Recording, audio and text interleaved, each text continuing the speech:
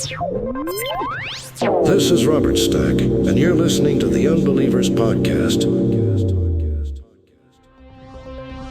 In the 1980s, popular music and rock and roll had devolved into a debaucherous chorus of sex, drugs, and open worship of the Dark Lord Beelzebub Satan. Until in 1989, when a man named Eric Holberg stood up and said no more by creating the definitive expose of the evils of heavy metal rocking music in his genre-defining documentary, Hell's Bells. Having spread his message about the true nature of popular devil music to millions of clueless Americans, Eric Holberg faded from the spotlight, content that his awareness campaign had turned the tide against the horde of headbanging heathens, until a new evil arose.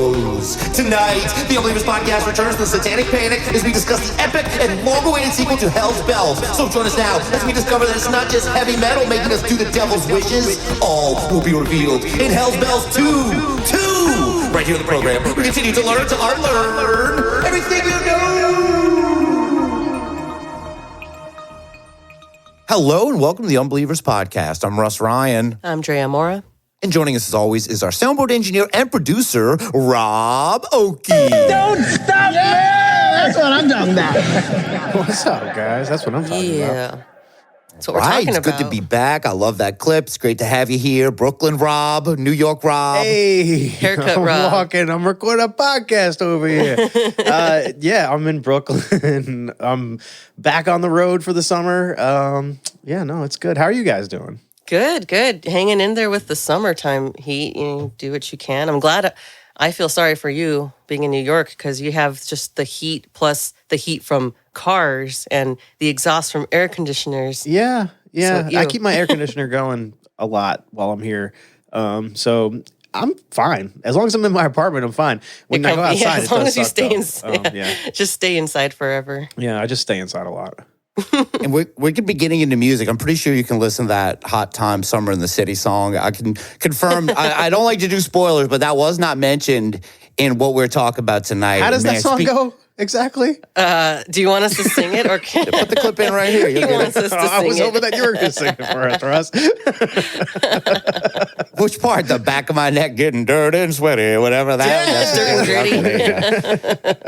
Okay, that was good enough. All right. Speaking of backs of necks, getting hot and sweaty, whatever else they're doing, it's time to get back into the heat because it's time to finish this off. It's Hell's Bells 2.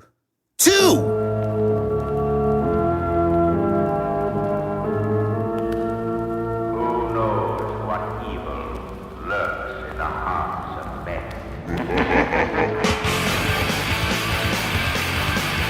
Sing with a friend of mine. Sing with a friend of mine. Didn't ask you why, but it all time sing. And a friend of first. Hey, you know what that music means. We are still trapped in hell. What do? You kick up your feet and learn to like it. I think we have a mosh pit, actually. Yeah. That shit was pretty good. All right, just kick your feet. Yeah. Oh, yeah, some dwarves with Satan. But there is more to unlearn on this tour of hell we're going through because we are still here, guys. In 2004's hit documentary, Hell's Bells 2. Is it a hit? Was it a No. hit? It had to be. It was made, wasn't it? Come on. I'm sure people got hit.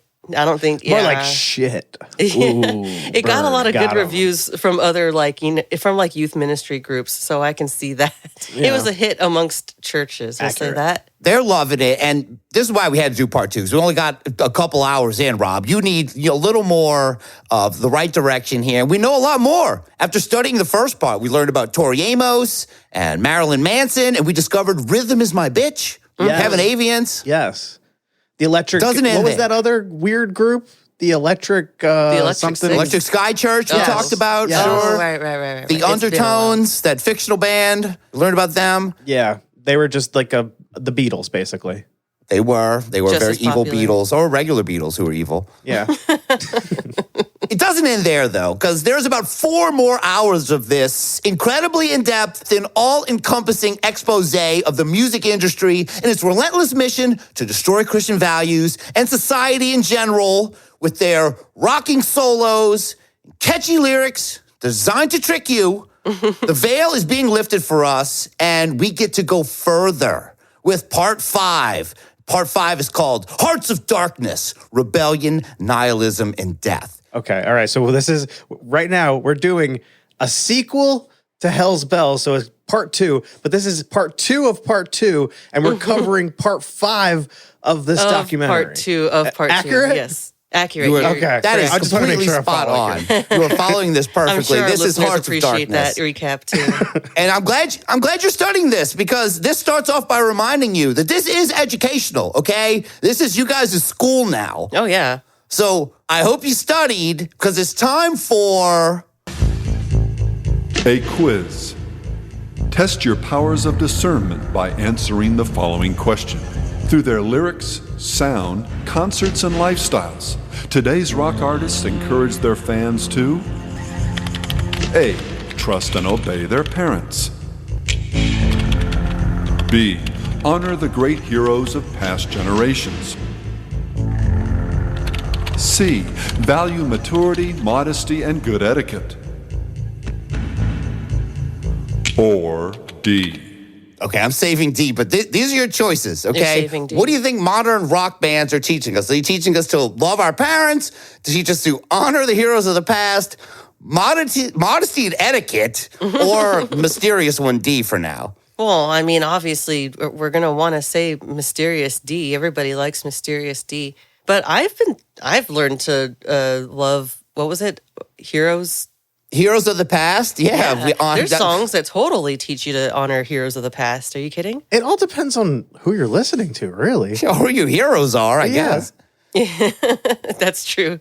There's a lot of songs that talk about past people and heroes, though, like cool guys. Are there any songs that honor your parents, though, besides Mr. T? No, not my parents. I mean, there's They don't know gotta my be. parents. There's gotta be. Hold on. What about Mother?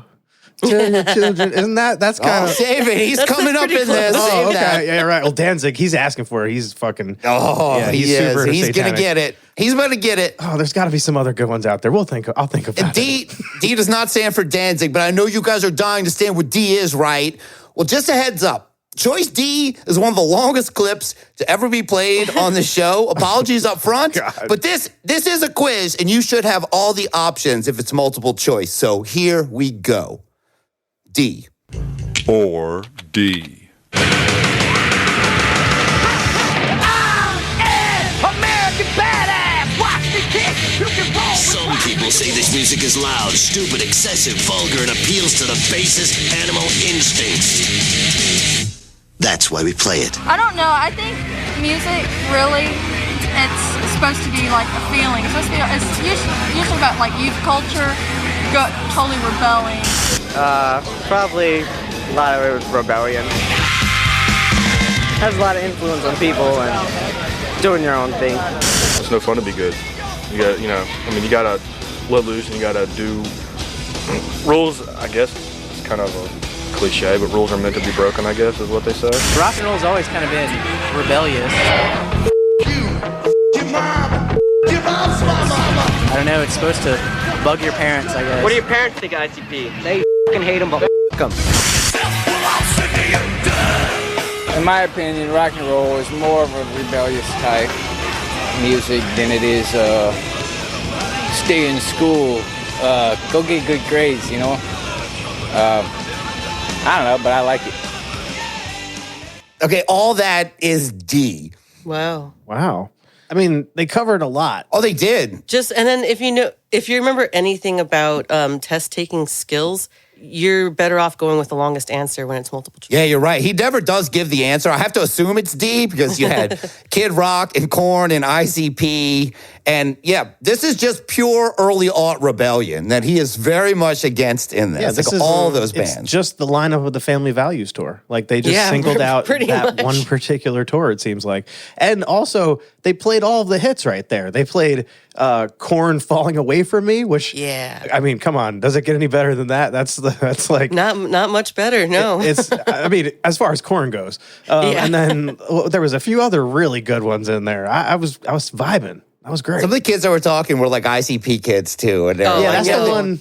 That's what bothered me. I'm not an ICP guy, but Nobody should be. Hey, this is early on rebellion. This is definitely much has triggered Eric. I guess the answer is D, that this is what rock is promoting, is all of this. But after you hear that, the quiz is totally ignored. It's just on to rebellion and rock festivals also, where Eric Holmberg, he reads this quote about rock festivals from Details magazine. So what did we learn? We learned that old rock and roll devils will strip off their clothes. We learned to shout, F the police. We learned that, should a waft of passion come into our lives, we should just scream, let's get butt naked and blank. Whoa. And blank. That's the quiz we should be taking, man. What's your answer on that? I know. There's so many things that can fill that blank. There's so many things that we should, well, maybe there's a lot of things you shouldn't do butt naked. All right, hold on. Let's hear the question again. Let's get butt naked and blank. Blank. Let's get butt naked and, I don't know.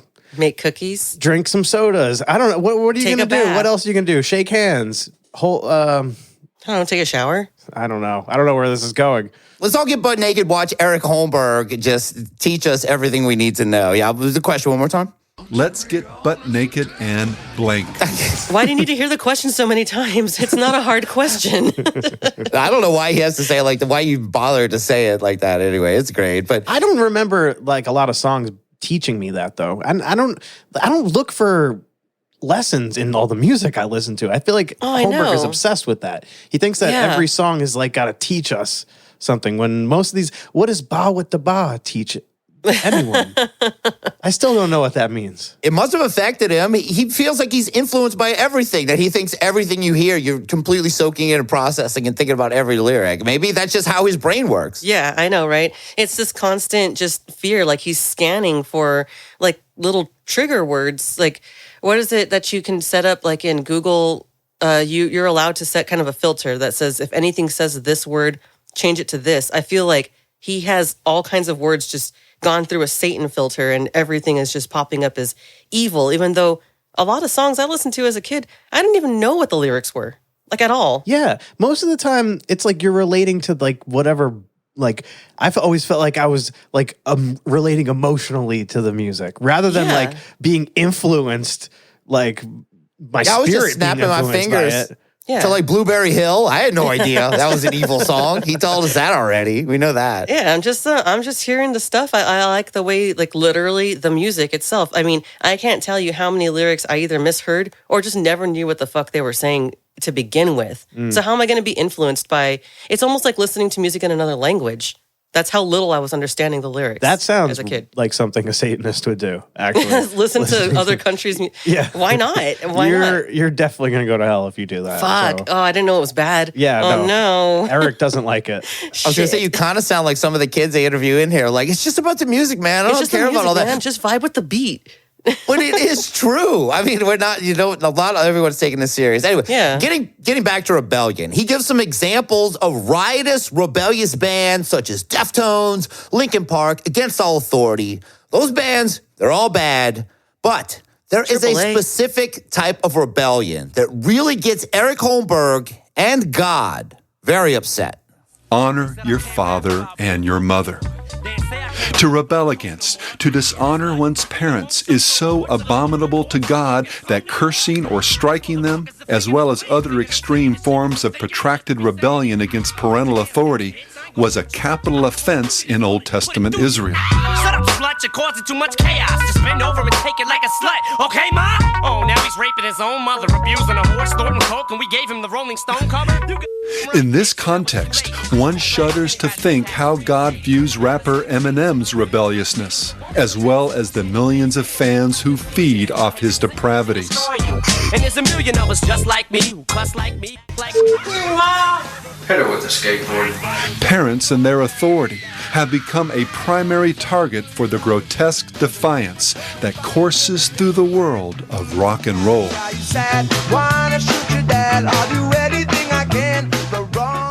All right, to be fair to Sublime, it wasn't his own dad he wanted to shoot. So he's going to shoot her dad. Her dad. Yeah. Right. But on that, so I'm glad you put that in there too. It begs the question: you should blindly obey your parents, even if you're in an abusive situation, because those lyrics have to do with this girl's dad pimping her out on the streets as soon as she turned. What was it like? 13. I'm glad you brought that up. Everything was going fine until the day she met him as well. And the thing that's crazy about going fine for her dad. The thing that's really crazy about it is that right immediately after he says that it was the wrong way, he even says it wasn't right that he had to kill the dad. You know, the whole time, everything was wrong about it. That's true. But I mean, that it's just like, should that girl be blindly obeying her father who's, literally whoring her out? No.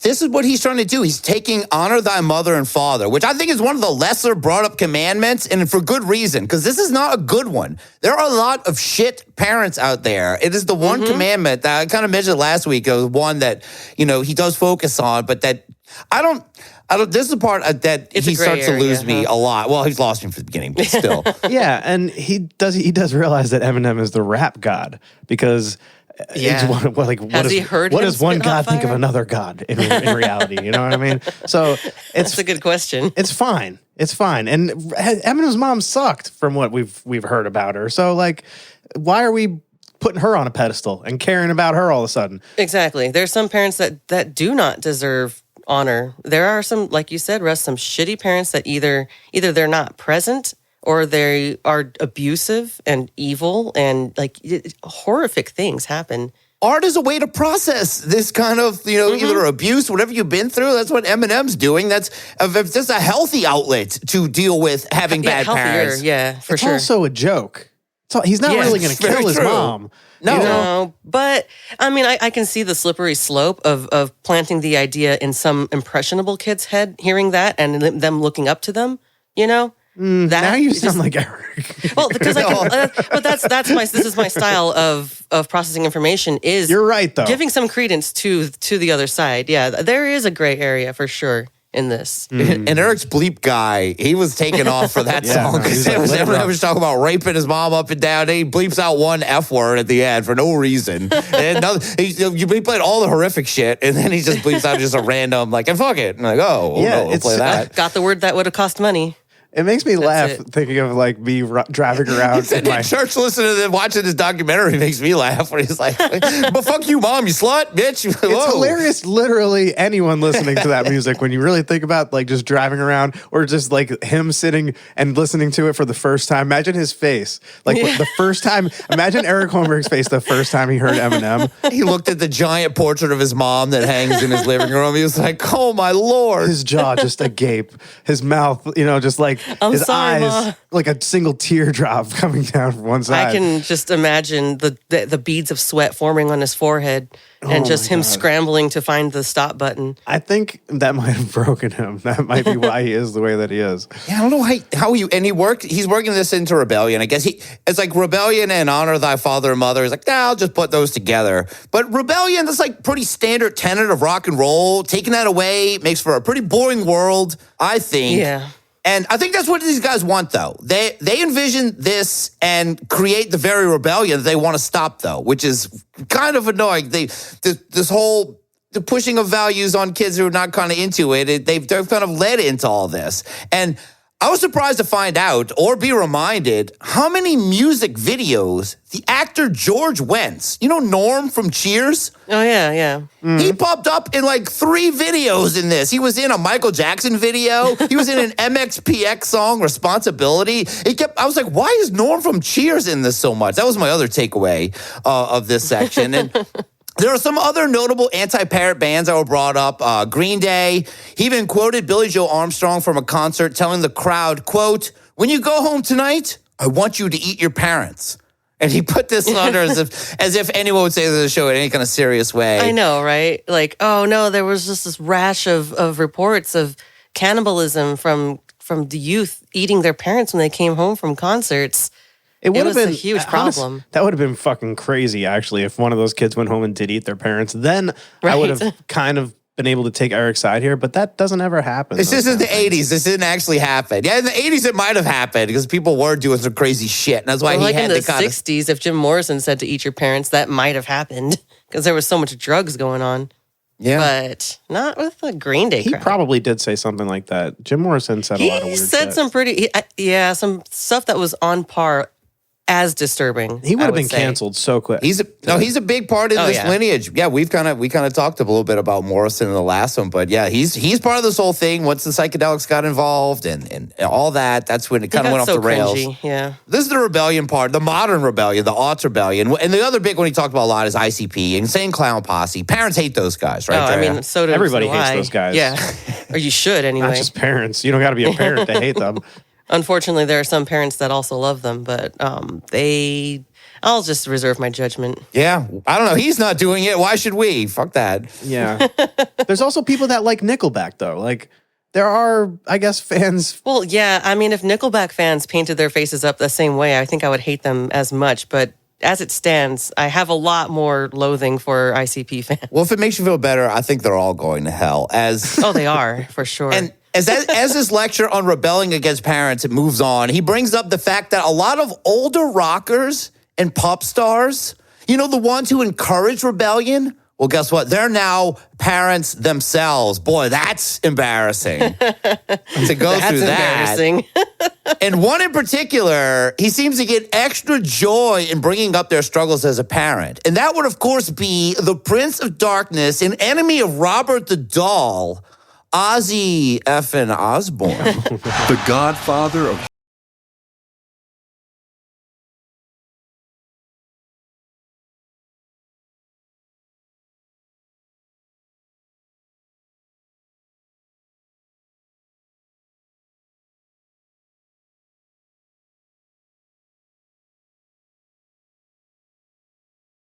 style choice. And yet, perhaps it is his relationship with his children that is the most tragic and telling. Glaring down at his brood, Rolling Stone reported, he opens his mouth and says, "If you don't shut up, I'll..." He goes silent. His kids look up at him. Well, yes, what will you do? And they start snickering and giggling. For indeed, what dad-like words can he say to them? What is he, Ozzy Osbourne, legendary drug-addled Prince of Darkness, the very founder of parent freaking out heavy metal music, going to do? Ozzy blinks a few times. Then, in a small voice, he says, "Well, try to be quiet, will you?"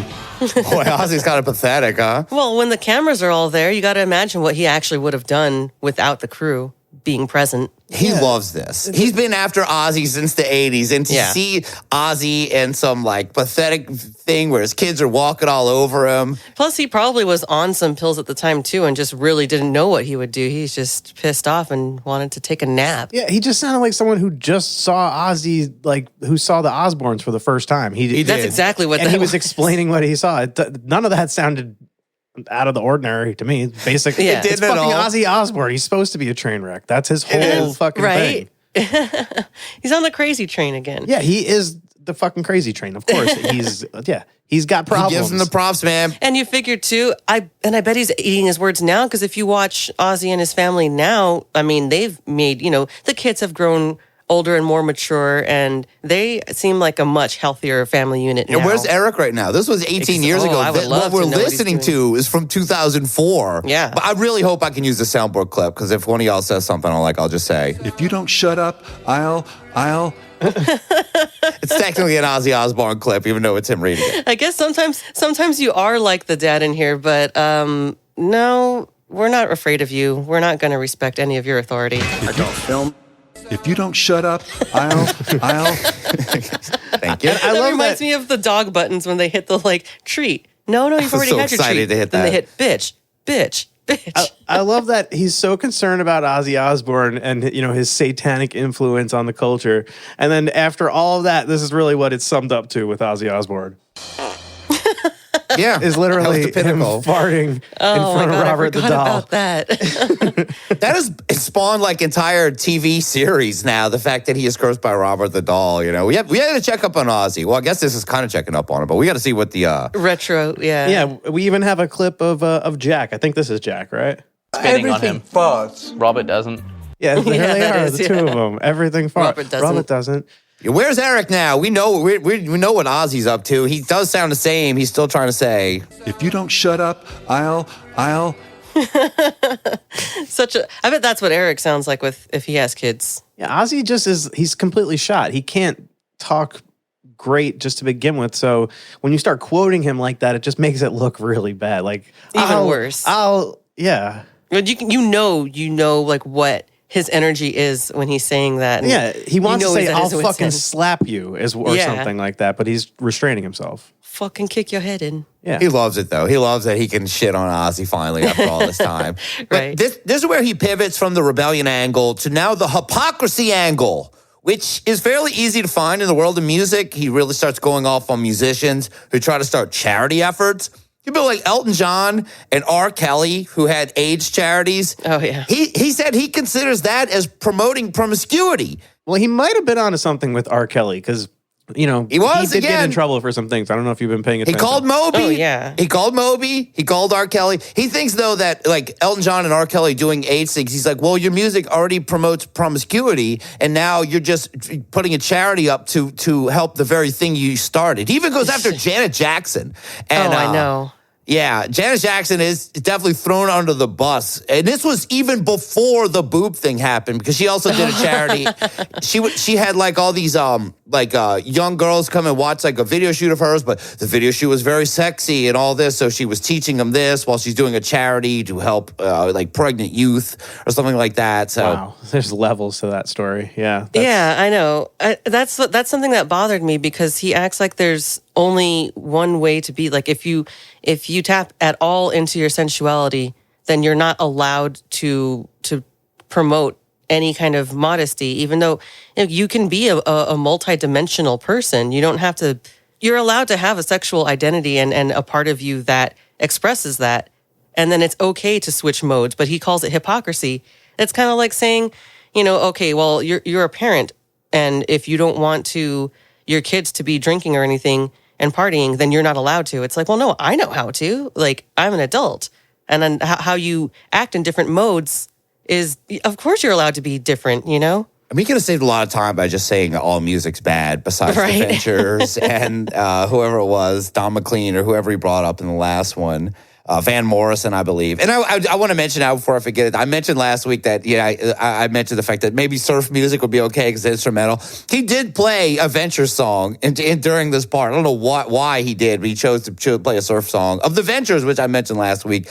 And I have something else I want to amend from last week. Drea, he does bring up Jane's Addiction, finally. Not just Porno for Pyros. He hates Ain't No Right, the song. That is basically an occult anthem promoting Crowleyism. Nothing is true. Everything is permitted. That's one of the talking points in this, of the rules of this. And that rebellion itself is fundamentally occultic. What isn't in his eyes? Yeah, add it to the list. Right? Look, rebellion's not good. Not only is it occultic, it also leads to death. And sure, there are a number of musicians who have died young, way too many. Music and rebellion can also lead to death for people in the crowd. Listen to this insane, rebellious story. Is the violence and even death that has plagued so many concerts and music festivals a mere coincidence? I remember this one night when Exodus played, and it was like a really violent night, and this one guy, like Paul Baloff said, I want to see a dead poser, and a bunch of, Exodus kids just ran out and found this guy with spandex and slashed his throat. It was hilarious. Whoa. Okay, note, do not wear spandex to an Exodus show. Holy shit. I don't think it matters.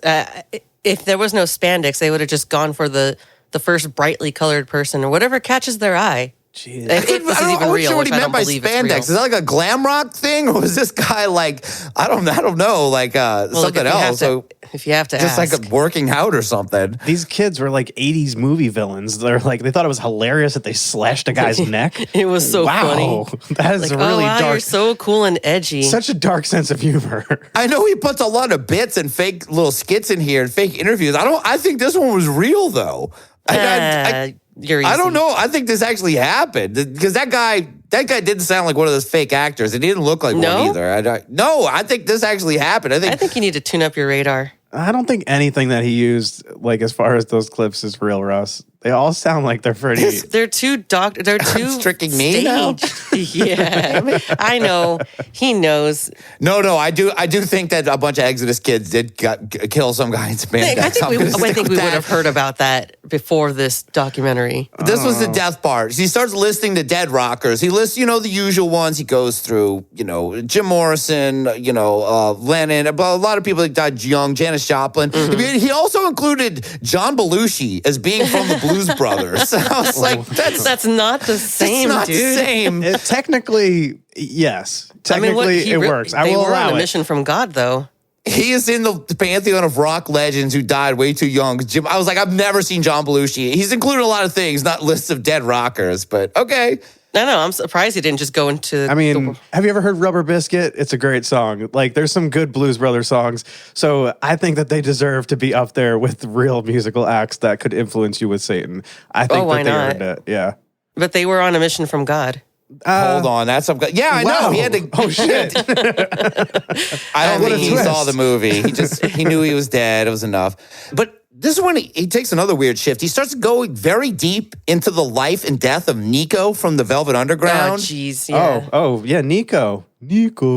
What and a how Yeah. she was a little more important in kind of like the progression of music than I realized. He talked about how her influence and nihilistic lifestyle created the whole goth music world. And Eric, I don't know, Eric starts letting on that he might have some good taste sometimes because he knew a lot about Nico and Velvet Underground, and he kind of showed how that whole sound and that nihilism kind of spread out into a scene. Yeah. I give him that. It was some good rock history he was getting. I've got one final clip from the Rebellion chapter. Here's Eric talking about the music and live shows of the most rebellious band ever. This is one of Rob's all-time faves, the real rock rebels. It's Slipknot. The band's mission is to spread the sickness, which includes not only the raw rebellion of their lyrics and music, but live performances that feature band members hitting themselves and each other, drinking urine, smearing feces, throwing up into their masks, starting fires, and in general embracing chaos with a nihilistic vigor that would stun the Vudans of Haiti. And the effect on their audience? Every show, I've got some kid out there who's hitting himself just like me. His knuckles are bloody, his eyes are black. I'll look in his eyes and see that he's in some other place. It's a heavy-duty responsibility. So it's only rock and roll, huh? Whoa, I had no idea Slipknot got up to all this stuff. They smeared poo? Apparently. I didn't know about that. I like that he said that it would shock Voodooans from Haiti. Yeah, even they're shocked by the Slipknot's activity. They're scared of their masks. They're throwing up in their masks. Yeah. Every show. Great, yeah. I mean, it's like he already touched on like Gigi Allen and everything, didn't he? And I feel like... It kind of stops there as far as like shocking goes. Yeah, I feel like Gigi Allen's kind of like the top of that Gigi Allen, pyramid. Like, he's just like... Fuck. He didn't talk about the devil though. Like it's too much. Slipknot like, probably yeah, did. He's too much for even this. Like, but either way, would you guys call this actually like rock and roll? This is like, to me, it's a whole different genre. Rock and roll. No, it's all rock, not and roll. I'm thinking of it starts off Elvis Presley. Yeah, then it goes into the Beatles. Like that's rock and roll.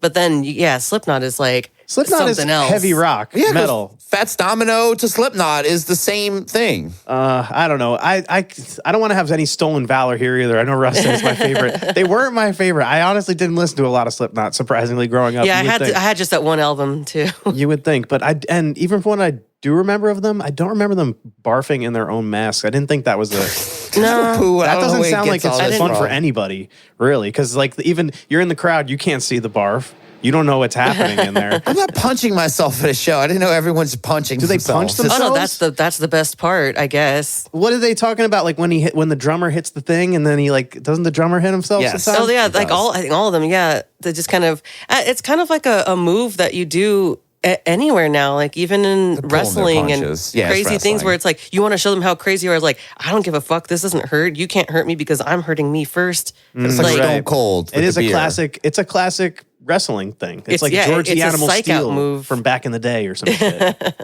Yeah, you just want to intimidate the other person so much by being so violent to yourself that they're like, whoa, this guy has no self-preservation whatsoever.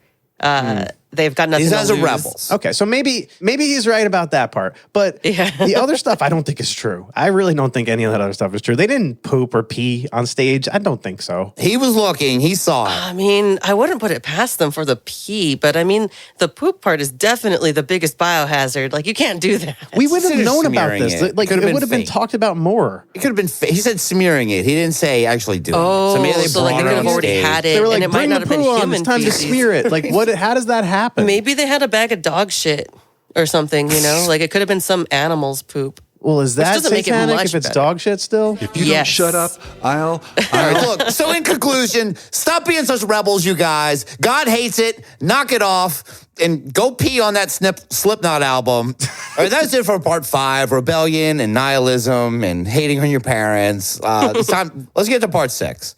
Yeah, part 6 is all about satanic sex and rock and roll, which, I mean, you'd think the whole thing is about this, but no, it's just another aspect, right? And it's called Mojo Rising with a G, which they could have at least dropped the G because, as we know, Mojo Rising, Mr. Mojo Rising is anagram for Jim Morrison. You'd think it'd be a fun topic because it's about sex, but no, it starts off with this question, and I'll ask you guys if you can name any songs that promote sexual purity before marriage. Okay, wait. Are we doing a quiz too? If we forget, this is educational. They'll start with quizzes most of the time. Yeah, I'm just asking if you guys can think of any, just any at all. Blueberry Hill. That's one. Is that sexual purity? I'll take it. No, I found my thrill on Blueberry. Is that the same? No, that's a different song. No, it's not. That's terrible. Going to the chapel, going to get married. That's all. Oh, hey. Well, yeah. I mean, they don't mention sex at all in there, so that's pretty close. But he ends up asking, these people. Let's hear what they have to say. Real people. Can you name 3 songs that you feel really encourage people to be sexually pure before marriage? Can't think of any right now. I'm serious. Name 3 songs? I don't think there really was one. That's a tough one, there. Naming 3 songs like that. Actually, I can't really think of any. I can't think of any. There isn't any. You got me on that one. Yo, buzz, I wanna get with you. I don't know. You know what? I can't think of one off the top of my head, but I went to church a few weeks ago and heard Amazing Grace, so there we go. That's something. There you go. There you go. Surprise. Nobody can name even one. I mean, yeah, going to the chapel, that's the closest I can think of. Yeah, that's actually I smoked these guys. Mine was better than... I see you got a soundboard clip because the only answer we got was... I went to church a few weeks ago and heard Amazing Grace, so there we go. There you go, There he buddy. goes. Yeah, Somebody thought of one. Yeah, I think that last guy was the closest for sure. But it's an interesting question. You never really think about it. But it's also kind of like asking, like, hey, can you name 3 songs that talk about, I don't know, like filing taxes, anything, Yeah, anything. But who's singing about that? No one's gonna listen to songs about I'm staying pure, I'm keeping the zipper up. Yeah. Like what kind of song would that even be? Right? And yet, I guess his question is a little bit valid. Like, why is there so much sex everywhere you turn in pop music?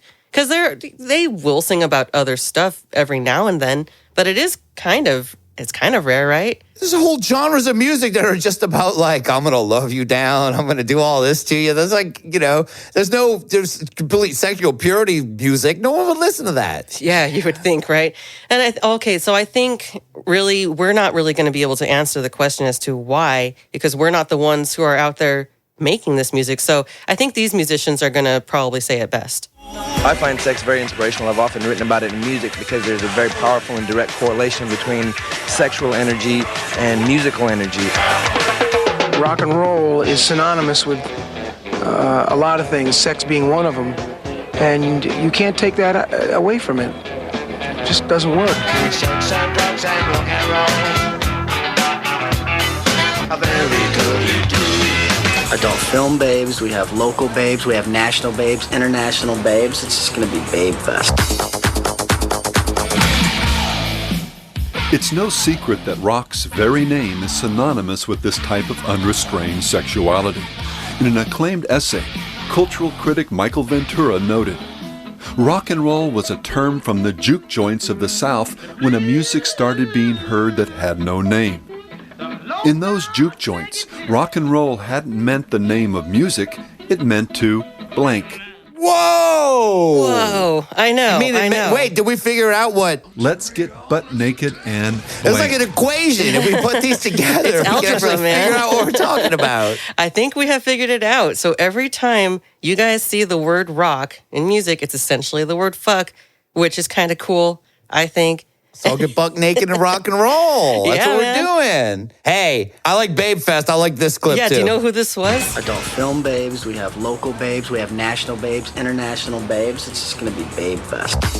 Yeah, that was courtesy of Kid Rock. So Kid Fuck, I guess. That's Kid Rock. That's Kid Fuck, yes.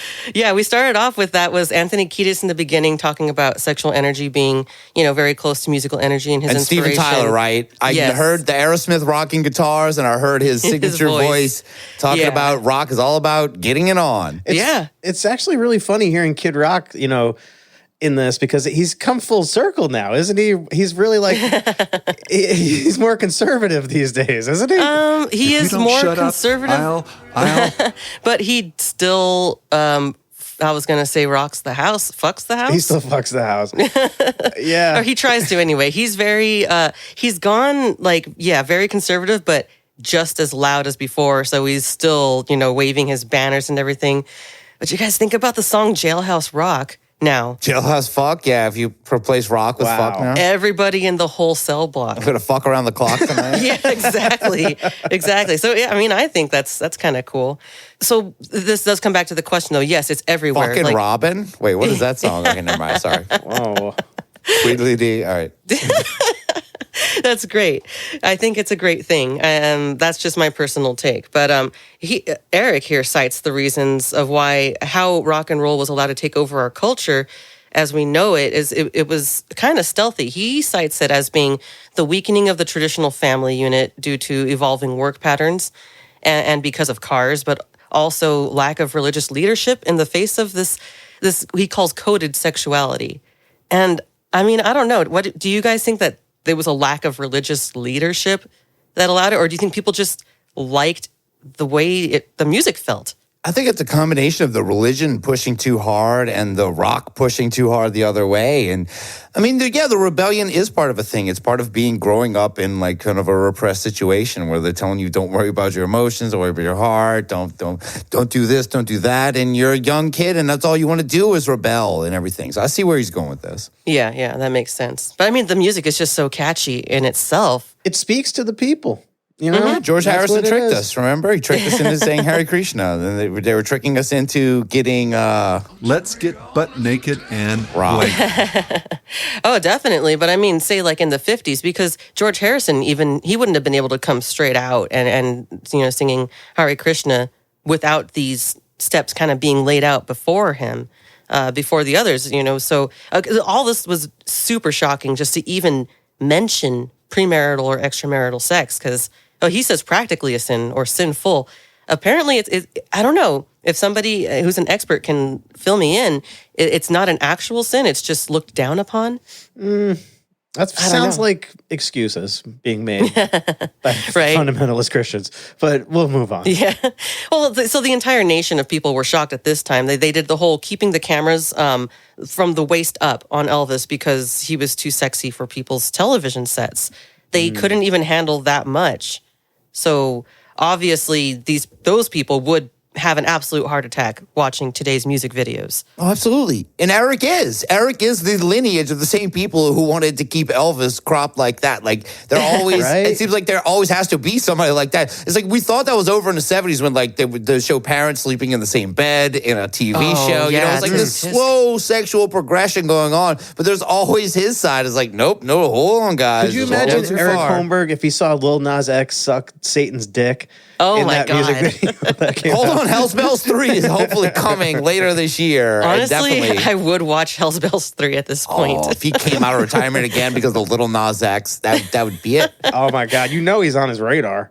Oh, he has to be. I bet he's still, just scanning constantly. He's got it He going. can't be outlived by Ozzy. He knows he has to do something after Ozzy dies, too. He so needs he'll be his next around. high water mark because there's always a new high water mark being made. It's like every new generation is more shocking than the last. It's not even that. I don't see it as people are trying to one up. I think it's kind of one of those things where once the path has been kind of paved, it's just easier to keep moving in that direction, kind of just keep on sliding down this sexual liberty thing and being more and more free. But yeah, it doesn't seem like it's that complicated of an equation. So I really liked what Paul Stanley from KISS had to say about it. This is real simple. I love naked women. I love touching them. I love smelling them. If I can press my crotch against them, the lottery's been won.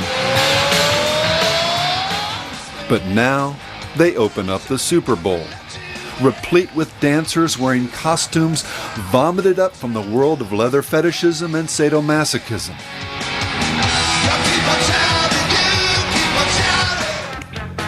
David Yao, frontman for the band Jesus Lizard, summed up our present situation well after being arrested in Cincinnati for performing naked, doing his part to fulfill rock's implicit mandate: be rebellious, push the envelope, shock the straight world.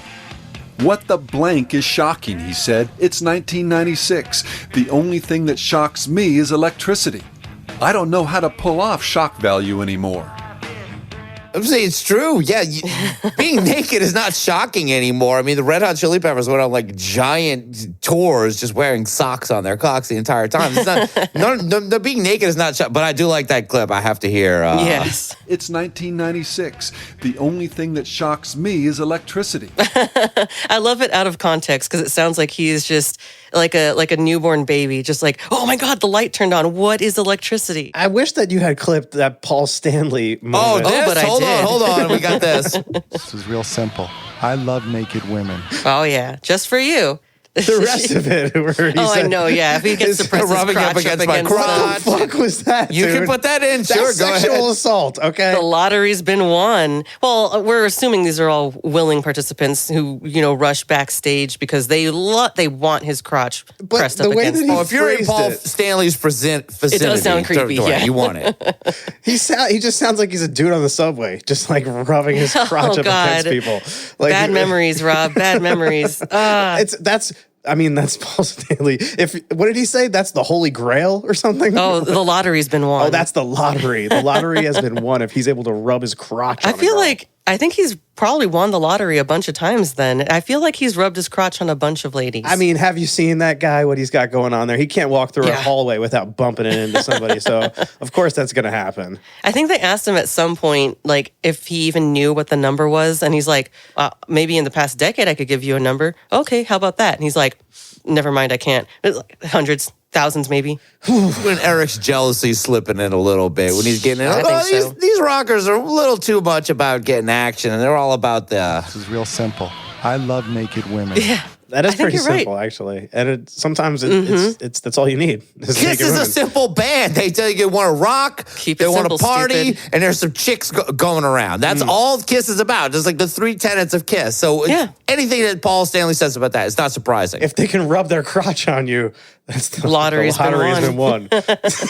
I'm glad you guys are realizing how not complicated it is. And it's really nothing new. Sex is natural. People like sex. People are going to be preoccupied with sex because it's a primal driving force. Like, not just to reproduce. After but that chapel. It's a territorial Go to the thing, too. Hold on, Eric has got, prerequisites to this. Yeah. Yeah. Well, he also likes to make things complicated. So he ends up, having to backtrack and explain the spiritual core of why it's not okay to just enjoy this thing that we're all naturally designed to enjoy. But he starts off, I guess, in order to not lose his entire audience, he first stresses that God is not anti-sex. Yeah. He's like, well, God invented sex after all. And what God doesn't like is when it's, quote unquote, cheapened and exploited with man's lust and selfishness, which that part I'm having trouble understanding. That's a weird standard to put. Yeah. I mean, what's your definition of cheapen, too? I mean, I don't It's about having fancy sex. It sounds like. or as long as it's not, I guess. for babies. Is it to make babies? Not, That's it. well, let's make this more because- clear. To yeah. make babies, yes. Right. I mean, like, what if the wife is barren? You know, or what if the dude doesn't She have gets good nothing. swimmers? Then like, oh, God hates you, and you're both going to hell because you've been having sex all this time without that.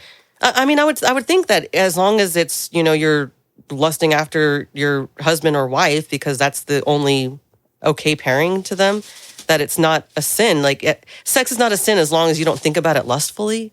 I don't know how you do that. And he definitely doesn't teach us at all. So just how to do emotionless sex is basically Yeah. what he's looking for. Sex without being sexy. And we don't know how to do that. But he does go on to expound the relation of sexual freedom to Satanism and Crowley and Anton LaVey. You have to give people like LaVey and his part-time disciple Marilyn Manson credit for having the courage of their convictions, for not trying to dress up their worldview with coy little euphemisms. Hey, you want to do your own thing? Invent your own moralities? Your own sexual ethics? Well, welcome to the Satanic Club. Be honest. Don't try to hide your true nature. Call yourself a humanist, a white witch, a liberal Christian if you must. But ultimately, as LaVey was fond of saying, you're just a Satanist in evening clothes, dressed up in order to hide your true nature. And you know what? In this instance, the Bible agrees with him. Contrary to popular opinion, the essence of being satanic is simply being more interested in what you or other people believe about something rather than what God knows and has commanded. Yikes. Okay, Yikes. Eric, whatever you say. If it's not God, it's Satan. He sounds exactly like Bobby Boucher's mama. Everything's the devil. So welcome to the Satanic Club. This is probably my favorite soundboard clip so far in this. Welcome to the Satanic Club. Hey, Welcome. glad to be here. He definitely tried to hide the sex part. I think he knew he would turn off a ton of the audience, but he had to address how sexy rock and roll is and how sex is not part of this. It's a very religious, educational documentary. And the sex part lands terribly. This is the one part of this whole thing I have not seen is the sex part. And Oh, good. You're not missing much, to be honest. As far as sexiness goes, you're right. He sucked all the sexiness out of it, but in a non-sexy way. The least sexy sucking you can think of. He does go into about, you know, I don't know why he seeks to just like undo and unravel all of humanity's sexuality in a way where it's all wrong unless it's what God says is okay. The whole do it thou wilt thing from, Aleister Crowley was like that's the biggest tenet of Satanism is just to do what you like. Asterisk is to not hurt anybody. he acts like the one tenet of God is don't do shit. Like Yeah. that's kind of what it is. He says like don't do anything. Just don't fucking look at anybody. Don't do anything. Don't touch anything. Just stand there. Yeah, It's like- thou shalt not have fun. Yes. Basically, yeah. He says like, "Oh, God doesn't hate sex." I'm like, it kind of sounds like he does. Like the only sex you condone is between a man and a woman. Oh, a married man and a woman. Then yeah, you hate sex. I mean, it's just if it's a thought that you had on your own, it's bad. But if God put the thought in your head, then you're good. So anyway, he goes in like a freaking merry-go-round, like a goddamn carousel. So we're going to skip over the history lesson where we learned for the first time ever that people have had crazy raunchy sex all throughout humanity, which he calls tragic. I call it awesome. And others call it magic. Incredibly, the Red Hot Chili Peppers ramped this celebration of dark satanic sexuality up even another notch on their best-selling album, aptly entitled Blood Sugar Sex Magic.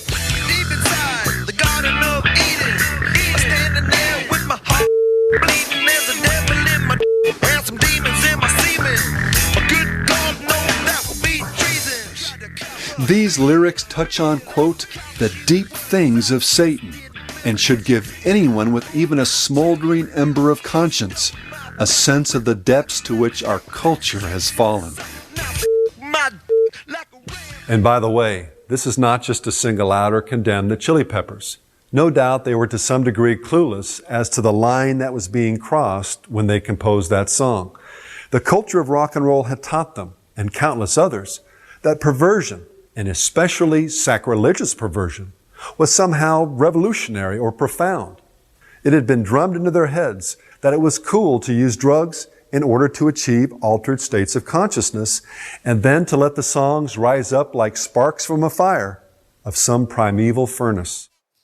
Is he friends with Flea or something? Why is he like, whoa, it's not their fault. They're just idiots who just fell for everything. He's giving Anthony Kiedis so much credit. I know. Literally, Anthony Kiedis just says things that rhyme with each other in his songs. He doesn't really try to write anything that means anything most of the time. He just says words that rhyme, and he bounces them off each other, and that's just his thing. Yes, like so many bouncy balls. Demons in my semen. No, that would be treason.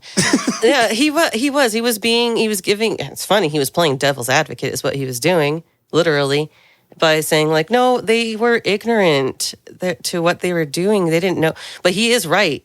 No, they were right. It is cool to do that, I think. I don't think that they were trying to do anything. I think that they were just being the Red Hot Chili Peppers, and that's just what they are. Exactly. They're just having fun. Yeah. They're not trying to recruit people to do anything that they wouldn't normally. Well, maybe and give it away. I want to single out every band that ever existed, except Red Hot Chili Peppers. I'm not singling you guys out. He says that so many times throughout this whole thing, in the first documentary and this one, right? Like, well, I'm not saying that these artists are bad people, but here's why they're bad people. Yeah, he will buffer it with that, but then lay into them, and it's I don't trust that rhetoric. I mean, look, you guys know playing music, it feels good to play music. You guys are both musicians. Rob, we saw a video of you freaking laying down bass on. Oh, wow. Yeah. I was out at a restaurant and there was a band playing, and there wasn't a lot of people there. They were like, anybody in the audience here play? It was literally just me and one other person. I was like, I play. They were like, come on up here. And dude gave me a guitar and said, we're going to play Let It Be. Hell yeah. Like, it was guitar. But I did and it. You yeah. killed So it. yeah, I am a musician. And how did you feel? I felt. How did that make you feel? So satanic and great. Right? Just tingling with satanic energy. Yeah, it was actually, it felt really good. I mean, I personally, I think it's not to sound too cheesy, but it's one of like life's greatest gifts. It's one of the few things in life that I can always turn to that's going to make me feel good. And it's even if it's just playing the instrument. And yet even that is not okay to this guy because many artists have kind of likened it to a very sensual experience. Like they feel connected to maybe the same wavelengths in the brain, that are connected to sex. But so is food, though. We know food and sex are very much linked in the same centers of the brain. We can't help that. But I guess that's why gluttony is a sin as much as lust. He thinks that's like the channeling, though. That's when you get in there. You get in there, you become a little squirt. The devil's sitting on Rob's guitar while he's playing Let It Be. Something's going on there, according to Eric, not to me. Right, I think it's fun. Yeah, I mean, and I almost feel like I don't know, like trying to be shamed for something completely natural. Imagine somebody who doesn't even have the faculty of speech, but can still pick up an instrument, play it, and feel that connection, to the whatever that is. Yeah. Because it might feel good, then nope, it's evil. You're not supposed to do that. That's Depends bad. on what he's singing. If it's instrumental, might be okay. There was a guy who played guitar with his feet for the Pope in New Orleans. I remember this. It was a big deal. He played guitar with his feet. The Pope loved it. So there are some music that does take exception. I think the guy that plays guitar with his feet took exception. That's pretty sick, playing guitar with your feet. I don't even know how do you do that, but that's pretty cool. Yeah, I completely agree. It's you touch an instrument with your feet, you're going straight to hell. There's nothing good about any of this because if it makes you feel good at all, that pleasure must be a sin. Pleasure is not good. So I mean, I've had it. I've had it with the section.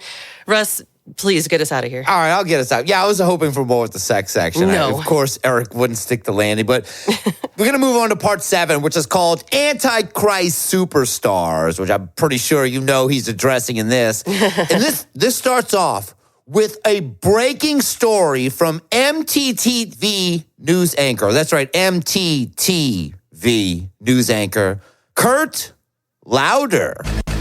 In concert news, shock metal band Charles Monroe has unleashed a new firestorm of controversy. Religious groups including Buddhists, Taoists, Shintoists, Unitarians, followers of the Dalai Lama, and a smattering of Episcopalians have begun to organize protests outside of venues where Monroe will be performing their most recent release, Fat Bellied Buddha. MTTV was allowed in to see just what all the fuss is about. Despite attempts to shut down Monroe's performance by labeling his theatrics as hate crime, The anti-Buddhist superstar was up to his same old tricks before a capacity audience in Omaha Thursday night.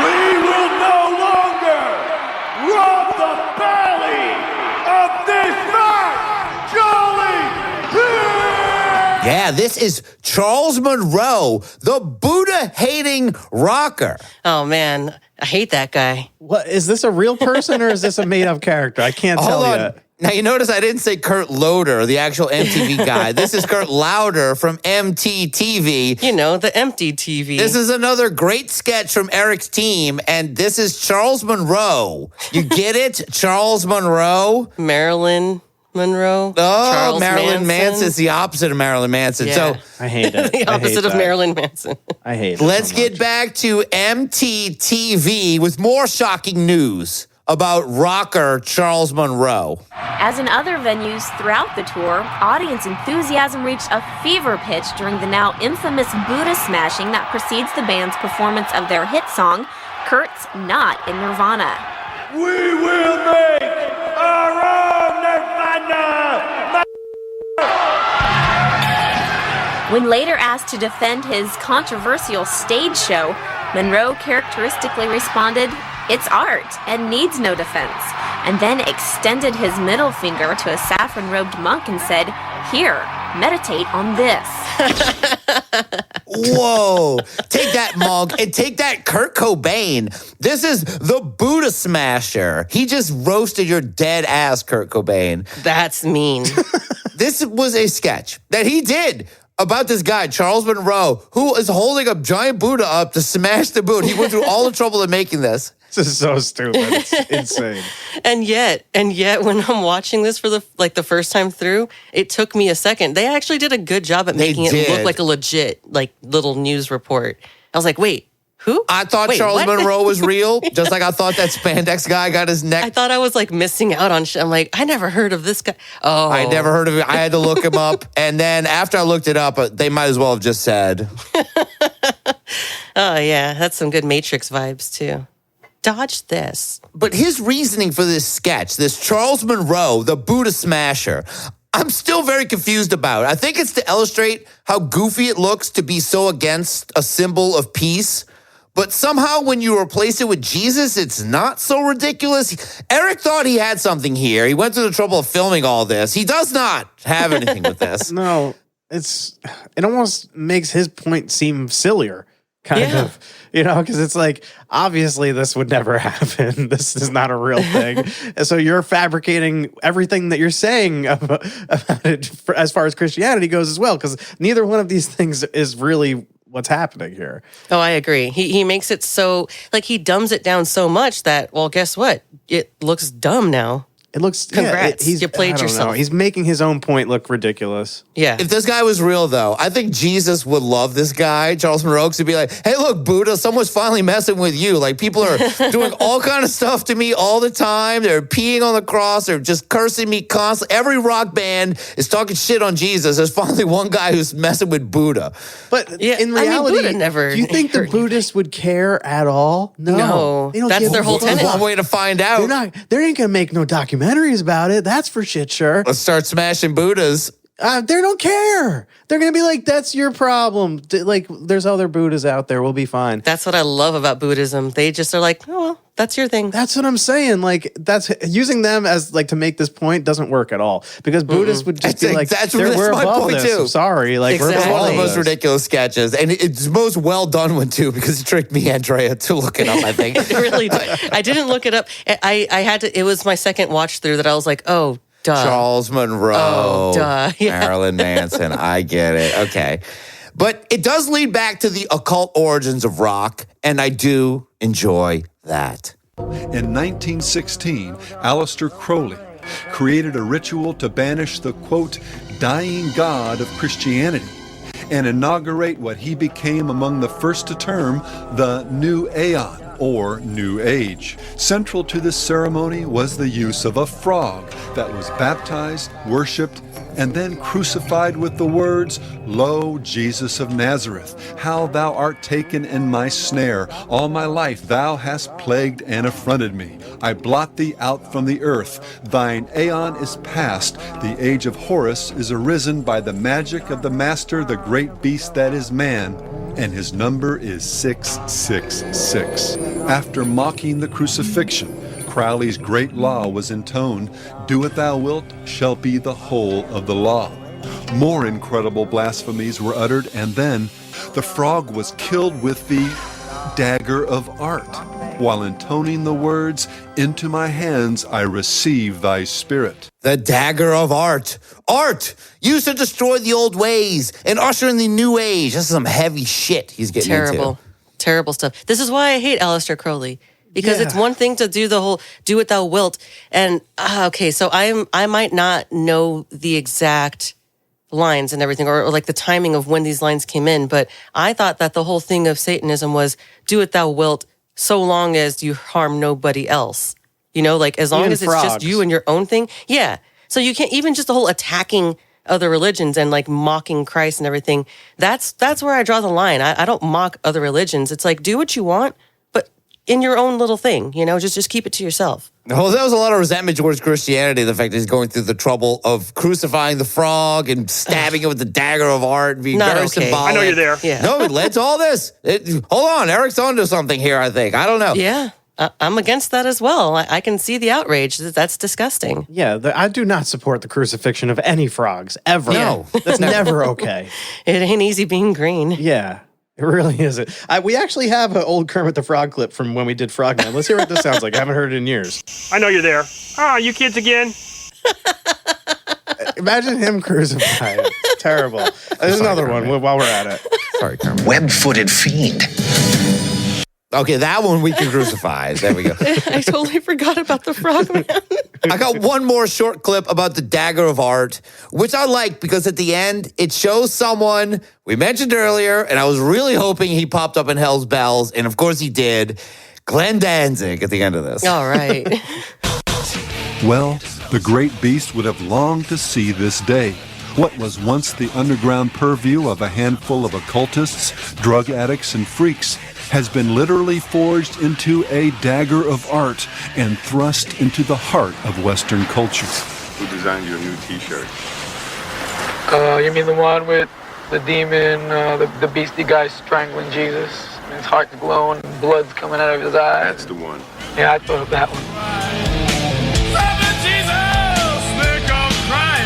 Girl, although Danzig is very proud of his shirt design of a demon strangling Jesus and his eyes popping out, but I had to include it. But they finally, He's like, oh, that one? You mean the one with... Like, I love how you described it. Like, This whole thing, I just throw it on when I don't care what I look like. I've seen a lot of Danzig shirts. I don't think I've ever seen that one. I know a lot of people that are If very anybody into it. Yeah. can find that shirt and send us a picture of it to our Instagram or just like tag us in whatever. Let's see. We want to see the Danzig I'd like shirt. to see it. Yeah, I'm curious what this looks like. I'm curious. Has this dagger of art succeeded, though? Well, according to these next Kid on the Street interviews, it may have. And they might have actually convinced Eric Holmberg as well. My thoughts on Christ or Christianity? Personally, I believe it was created to instill fear. It was also used to force people into war, saying, well, these people are doing evil things, you should, now God says that we should go and kill them. Christians have condemned everything that wasn't them. They persecuted people because they thought they were different. They found stupid little ways to kill people. How about the Dark Ages? We had 1,000 years where the church God had totally permeated society and nothing went anywhere. Hooray for science and the Enlightenment. Good riddance to Christianity with its wars, crusades, witch burning, slavery, colonialism, aversion to the hard facts of science, exclusive truth claims, moral demands, hypocrites, and doctrines of judgment and hell. Did I miss anything? Didn't I miss anything? No, I actually think that about covers it, Eric. Thanks. I think he's on board finally. Shit, you'd think so, except for that obviously condescending tone. Yeah, it's so obnoxious. I want to fucking punch him in the head. Thank you. Okay, I'm glad it's not just me. Those are fake teens again, just saying what he wrote to set him up for this. And yeah, exactly. It's going to take more than a few edgy teens to sway Eric the Rock Holmberg.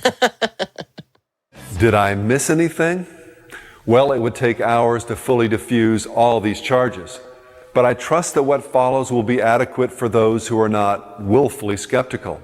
And for those who are, I hope you'll be able to hold your aversion to Christianity in check and at least finish the series. Perhaps God Himself, in His mercy, will convince you somewhere else along the way. Should have started with that. I can't believe he has the gall to say he would fully debunk these claims if he had more time. You made 2 6-hour documentaries. How much time do you need to debunk anything? Seriously, this should have been, he should have devoted this much time towards debunking that, because that's a more productive use of your time. You see, you clearly have outlined reasons why people distrust the church, yet you're going to go after music, which people love. That's not a very smart strategy. You should have skipped the parent section. The parent section or the sex section was not his wheelhouse. He was fucked up with both of those. He should have worried about debunking like he talked about. I hate to say it, but I think a YouTube channel would have been better for this guy. He could have broken it down into a bunch of different videos. Really, give him ideas. I don't want to throw any ideas out there for Eric in case he's listening, but I think that would have been a lot easier to digest than 2 6-hour-long documentaries. Right? Do a whole series of a Q&A. If a particular topic concerns you about the music, well, because he does have a lot of different topics he's broken things into. I'm pretty impressed by the way all the information's organized, but yeah, maybe spend this effort on debunking shit instead of this. He does a little bit. He tries to explain away things like the Crusades and wars and saying that, hey, that's just men. Wasn't actually Jesus doing that. That was men interpreting what Jesus wanted. That's not Jesus' fault. And he defends it more by bringing up all the good things that the church has created, like orphanages, art, the Magna Carta. I don't know why I said Magna Carta. Magna Carta gets brought up. Magna Carta. He talks about the Protestant work ethic. It sounds like he did have enough time to bring these up, and he also gives a little insight into his own past in this final clip I pulled from part 7. Perhaps the best way to cut through all the static surrounding this issue is to ask a very fundamental question. Forget for just a moment all the hype, all the noise and pressure to be cool and embrace a rock and roll lifestyle, and to even look down your nose at Christianity, and ask yourself, if you were dying and needed blood, from whom would you prefer to get it? From a rebel or a disciple of God? Here, I'll use myself as an example. Until I was 26, it was sex, drugs, and rock and roll. As a result, I would have had a number of risk factors based upon the screening you're given when you donate blood. Then I became a Christian and sought to follow God and keep His commandments. Is it just a coincidence that the lifestyle He has ordained for man now makes me an optimum donor? So seriously, if you were dying, from which world, from which Eric, would you want a transfusion? You see, the truth and the life is in the blood. Wow. And I want to say, during this little bit, he is giving blood at the time. So yeah, which Eric do you want? Evidently, Eric was doing a lot of fucked up shit till he was 26 years old. So much he couldn't even get blood. Was he smoking crack? Did he have AIDS? What is he talking about? Oh my God, what an asshole. I will say that I'm not... Eric the Rebel. Yeah, I'll take Eric the Rebel's blood because it would probably get along better with mine. If I get too pure of blood at this point, I think I'll die. It'll just they'll fight each other. But when I was I would say what he would argue is my spiritual healthiest when I was a teenager and was pretty, pure as far as things went. I hadn't had sex. I hadn't done drugs. I was going to catechism classes. I was going to church all the time because I kind of had to. I was also anemic and I wasn't allowed to give blood. So I would take current Andrea's blood than that younger Drea's blood. I mean, you don't know about Eric. Eric was fucked up. Eric was out there That old sharing Eric needles. will fuck you up. He was Yeah, having yeah. sex with animals. He was Definitely doing fucking some fucking shit. crazy before he made these documentaries. Eric was He was real bad. murdering parents like left and right. Yeah. I was pretty wild as a younger guy, but like by 26, I had gotten out of that stage. So Eric is like went way far as far as I'm concerned, just personally. If you didn't got that out of your system at that point, dude, I don't know what to tell you. Like, holy shit, no wonder he's like this now. I know. I think he got scared straight by something that he experienced. Not everyone as reckless as this Eric. Didn't mean to make that He killed a reference homeless about guy or something. Like, he reckless did Eric. something really fucked up. Like there's something in his past, and that was a big clue. Yeah, he's not allowed to give blood at this point because it will it'll implicate him in crimes. He's giving blood as he said that last sentence, so I'll I give doubt him that. It's probably just plasma. That's such a particular point to make. Like such a particular scenario. Like that if you want his blood, you're in a better situation if you listen to that his rebel Eric, that you would die if you got his blood. It was very fucking condescending and high and mighty and talk about like, oh, you can look down your nose at Christianity. Like you're looking down your nose at literally everybody else who used to do the same stuff or does the same stuff that you used to do. There's so much of the guy himself in this that we're learning. Like, yeah, go on, Rob. I'm sorry. He's just obsessed with blood. He just wants people's blood. He's just crazy about blood. Like filthy blood. Get over it, dude. Yeah, somehow He's a this vampire. part of the occult section, which that's it for part 7. Let's get to the final part. We are gonna finally crawl through the tunnel and make our way out in this final part. We got to, man. It's like it's been so many hours of broken record playing and expounding the same points and scriptures from this guy. He finally circles back around to the idea of hypocrisy from these artists, specifically the ones who give shouts outs to God and Jesus at awards ceremonies for their success of their supposedly sinful he hates careers. that. Yeah. So we get treated to this fun, realistic news report, which I have severely edited for length, so bear with me here. With KTLV5, I'm Ashton Bryce, live in front of Smokey's Barbecue Pit, where Pets, or People for the Ethical Treatment of Swine, is kicking off its national boycott of Smokey's, protesting the restaurant chain's killing of pigs. These dedicated protesters gathered outside Smokey's even before the restaurant's doors were open for business this morning. They say they mean business when it comes to defending pig rights. We're anticipating any minute now the arrival of the national honorary spokesman for Pets, technopop superstar Priest, officially kick off this campaign to stop what he is calling, quote, the systematic exploitation of our porcine brothers and sisters. Priest, of course, was the big winner at last week's Grammys, taking home a total of 7 awards. And now many are crediting the growing anti-pork movement to a dedication he made while accepting the award for Artist of the Year. And the Dalai Lama. I just want to dedicate this award to the approximately 42 million pigs that are killed every year for food. Now I just ask that we would all pray for the transmigration of their souls. Thank you. It looks as if Priest is arriving right now. I'm sorry, Priest, but please correct me if I'm wrong, but are those pork ribs from Sonny's Barbecue? Well, I mean, what if they are? I mean, the important thing today is that they're not from Smokey's. What does it matter if they're from Smokey's or if they're from Sonny's? It's still meat. It's still meat from a pig. Lady, come on, are you some kind of vegan fundamentalist or something? I mean, are you judging me? No, I'm not. I'm not judging you. Of course you are. You're judging me. Look, you have no right to judge me. Remember, judge not, lest you be judged. Look, I gotta go. In front of Smokey's Crematorium Smokehouse, I'm Ashton Bryce, KTLV5.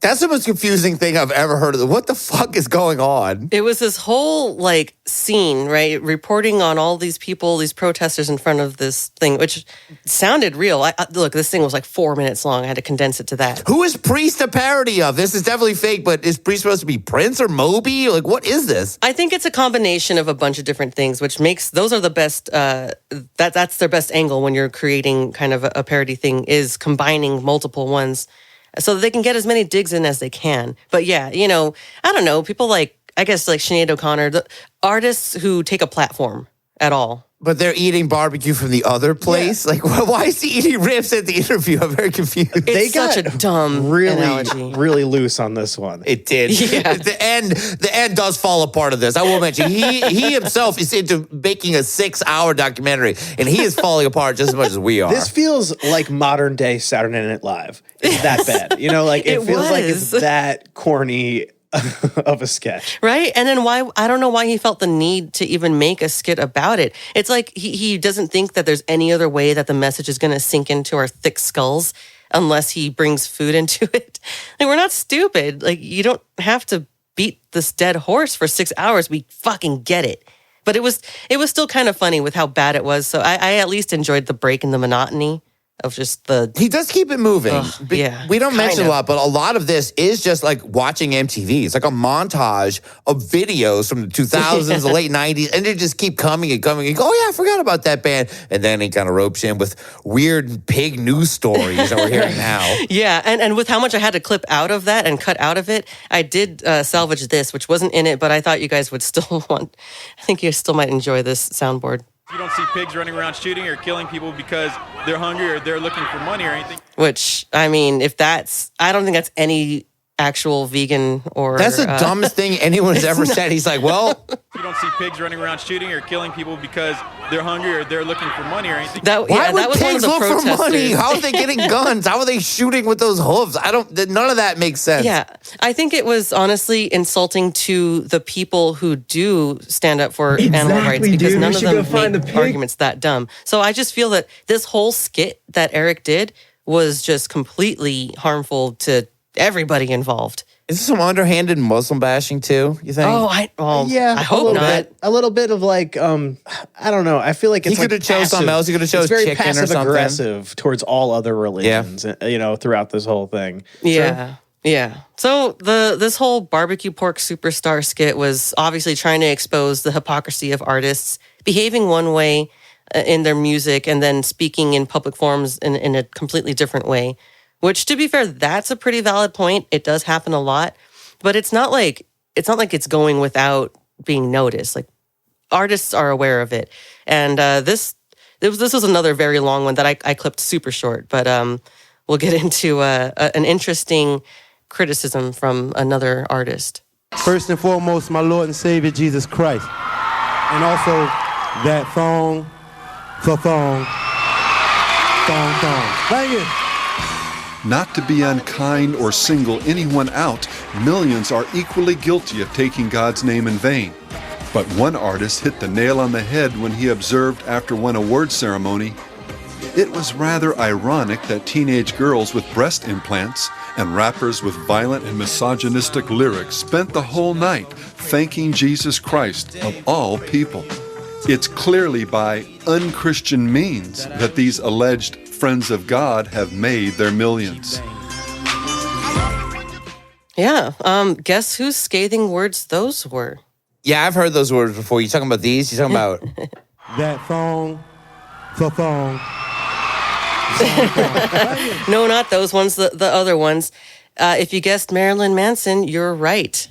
Because surprisingly, yeah, he's kind of the theme. He started off this. He's kind of closing it out. They're going to bookend it with more Marilyn Manson. Definitely bookend it. And yet, well, he's the one actually on Eric's side here because that's what I mean. At least he's aware of it. He is not somebody who is propagating religion himself, but he's at least aware of other artists who are claiming to be religious and clearly, like he said, are using unchristian means to achieve these successes, which I do find that's a semi-valid point. It is. At least Marilyn Manson sticks to his guns. You got to put a little space between thanking Jesus and then saying... You don't see pigs running around shooting or killing people because they're hungry or they're looking for money or anything. Yeah, that was the one you don't see pigs and thongs running around with guns. That thong. Thong. There was so much more. There was so much more time in between those. There was words. a lot of thongs that I had to get cut out of that for time. He was trying to unfold a thong that had like his logo on it, and it wasn't working out. I remember that from the VMAs from when that happened. And of course you do. Of course, yeah. I remember all of this like vividly, like it was yesterday. Yeah. So I mean, I'm kind of glad that at least Eric Holmberg is somebody who's able to give credit where it's due when he's like, all right, well, so-and-so did have a point here and blah, blah, blah. He's like on their team every now and then when they share a point, but he'll turn right back around it. And we're circling the satanic drain now, you guys. Thank God. He's lining up these facades and these fake things and shooting them down. And then we end up refamiliarized with my favorite analogy about the rat poison candy, if you guys remember from the first Hell's Bells. Okay, yeah. So I want to say, at the very last part of this, he's gone through all this another 6-hour Hell's Bells documentary. At the very end, he starts recycling shit from the first one. Remember the rat poison, Rob? There was an analogy of if you take rat poison and you put it in a room with kids, they're probably not going to eat it because it's bitter and it looks like shit and they don't want it. But if you put the rat poison in candy and then you put it in the kids, if you candy coat this rock and roll, this pop music, then they'll quickly eat the poison. But yeah, and he shows the kids eating the rat poison candy. Yeah, I do too. This, yes.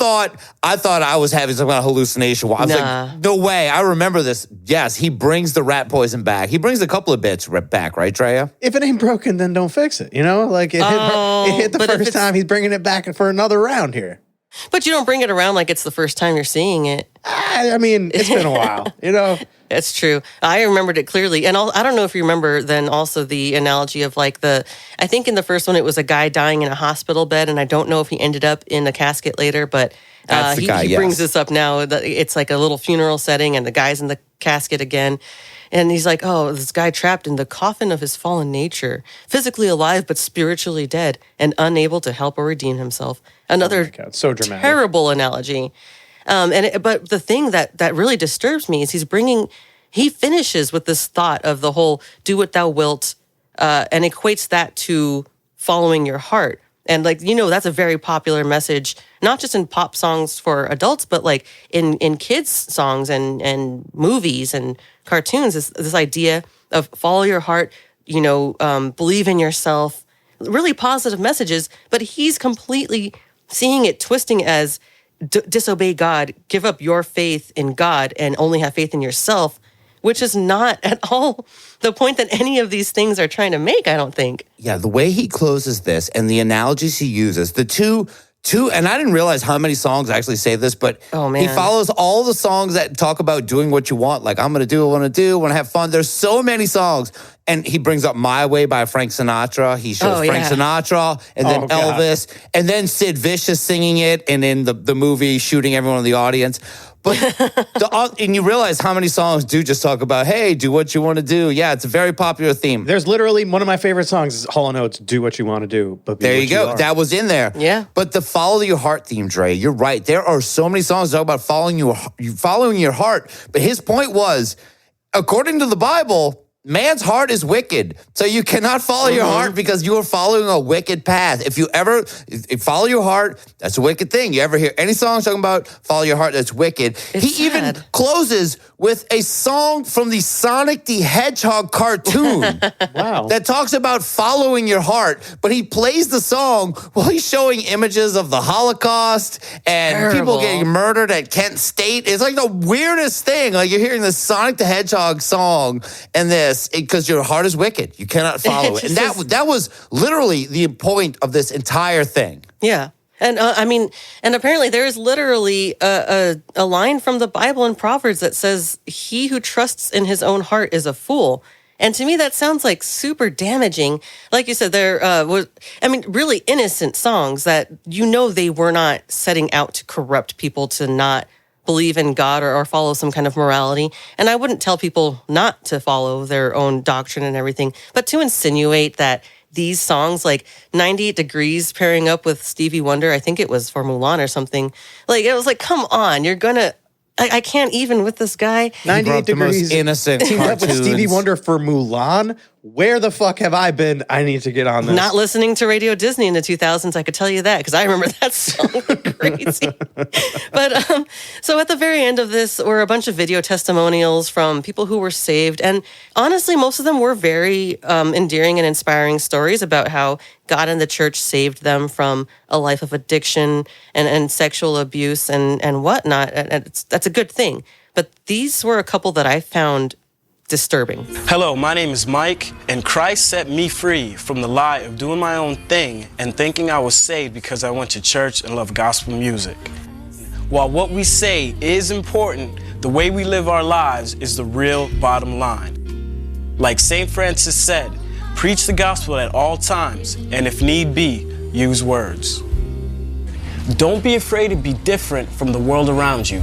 God has called us to be a peculiar people in the same sense that the fish swimming up the river seems peculiar to those that just go with the flow. So I also want to encourage you, don't allow the fallen world system to brainwash you and press you into its mold. Hello, my name is Julie, and Jesus saved me out of the darkness of idolatry and false religion. I want to encourage you to become a reader. It's no accident that Jesus was the Word made flesh, and that reading and writing have always been central to the Judeo-Christian experience. And don't be intimidated by the classics of literature and theology. If you chew strong meat long enough, your jaws will toughen up.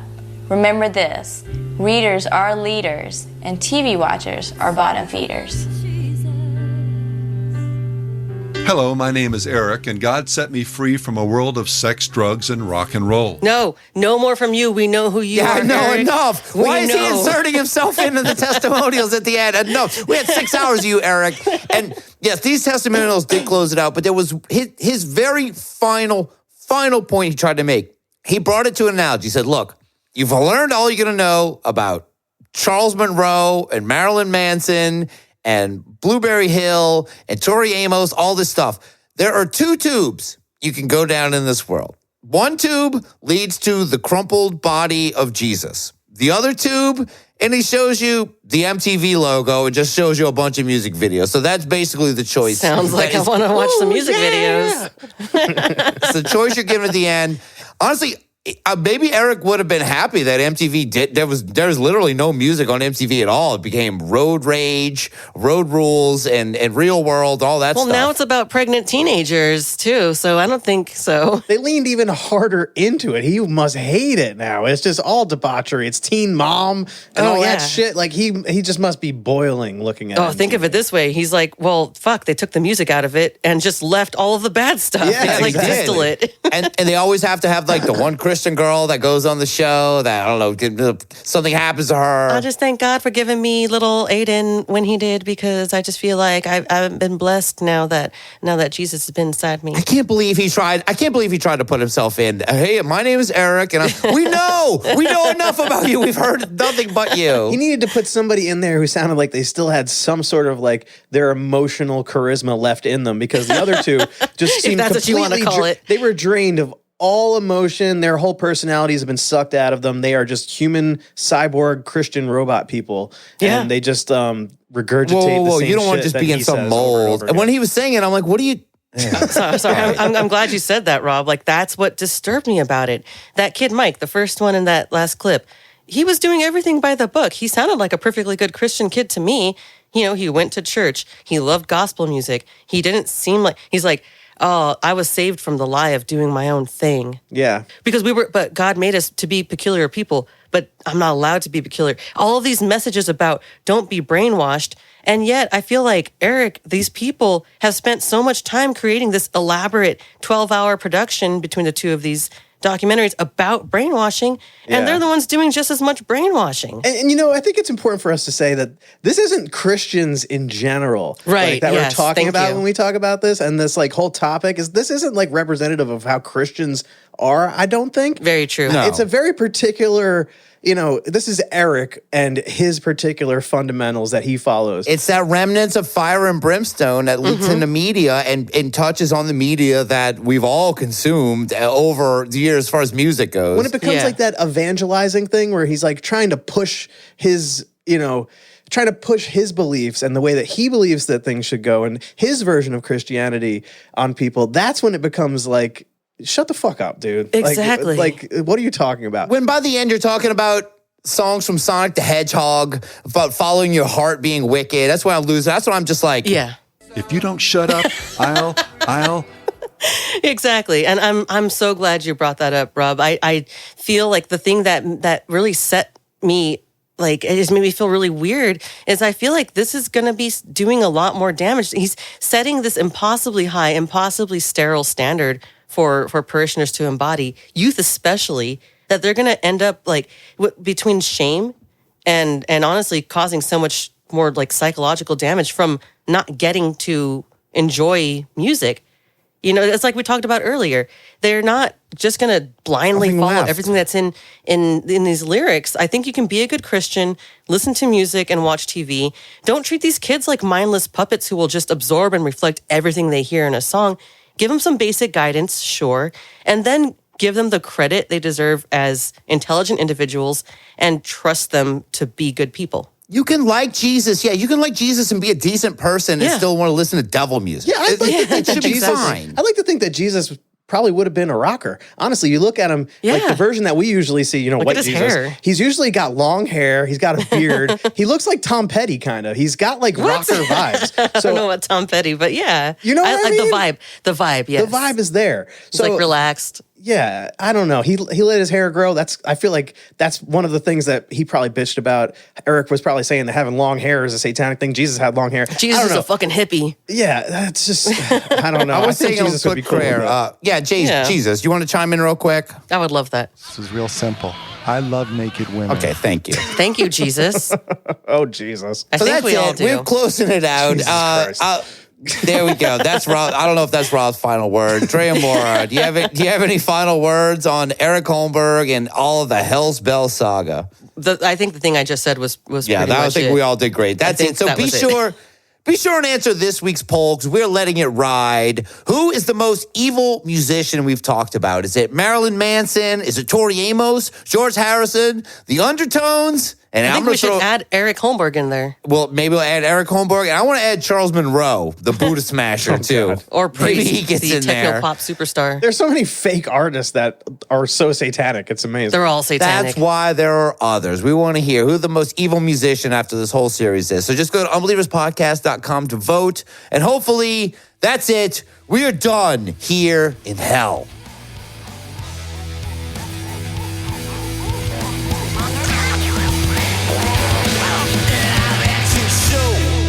In stereo, on TV, radio, smoking dust like there's just no tomorrow. Oh, they don't know, except they don't know. Yeah, well, they don't know. Ah, they don't know.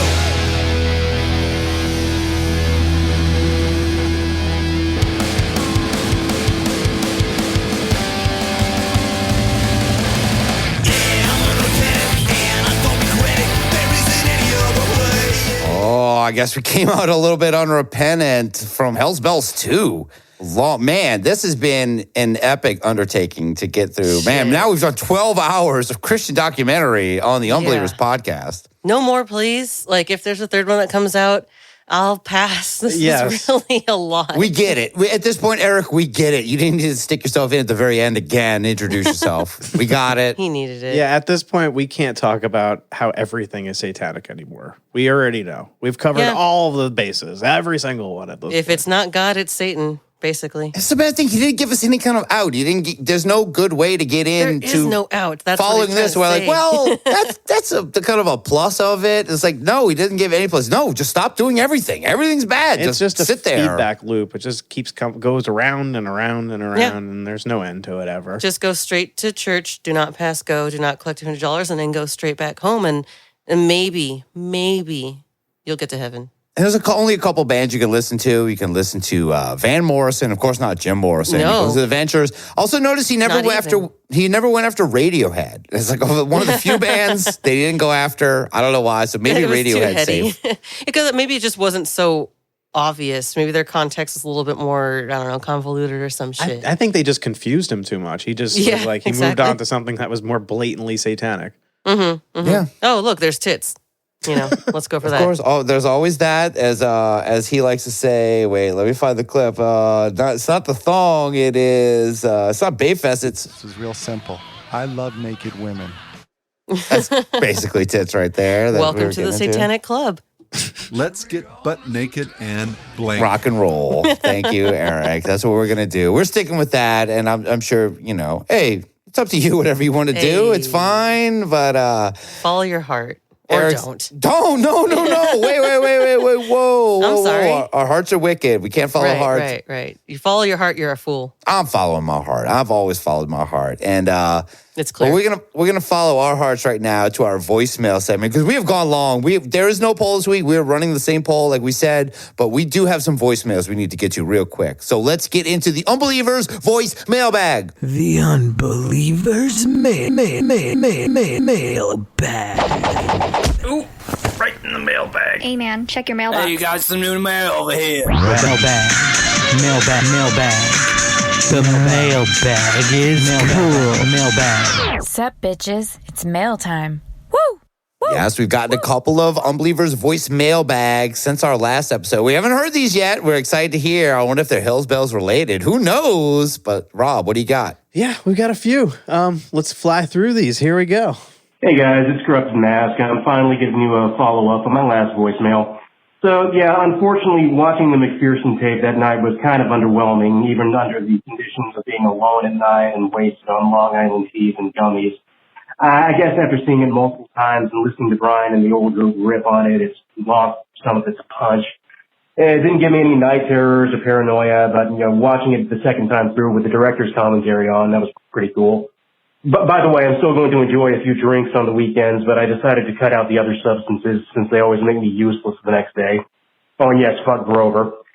Anyway, my entertainment for tonight is going to be the Alien interview. This is a special that came out about a year or so after the Alien autopsy, and this one's built around alleged footage of a captured alien being interrogated at a military base. If you've never seen it, I recommend it because it's so right for the sort of thing that you guys do. Especially because the interview segments of the guy who's supposed to have provided the tape, they keep him in the shadows and distort his voice, and he talks like a bad parody of a Man in Black type. There's this one particular line that he says that was just absolutely made for the soundboard. You'll know when you hear it. And this whole documentary, it's on YouTube in a couple of different forms. But anyway, it's been a rough week at work, so now I'm going to kick back, and I'll talk to you later. Bye.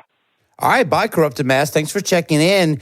And I think I know what he's talking about. Well, first, if you bring up the McPherson tapes, which I didn't know there was a director's commentary. I think I need to hear that. Yeah, I'm not sure about I mean, the documentary had something kind of like that, but yeah, I don't know about that. Interesting. I did also hear he took a shot at Grover randomly in the middle of it. Yeah, I think I was confused. we did talk about Grover at some point, so I think he's referencing our conversation we had about Grover in a past episode.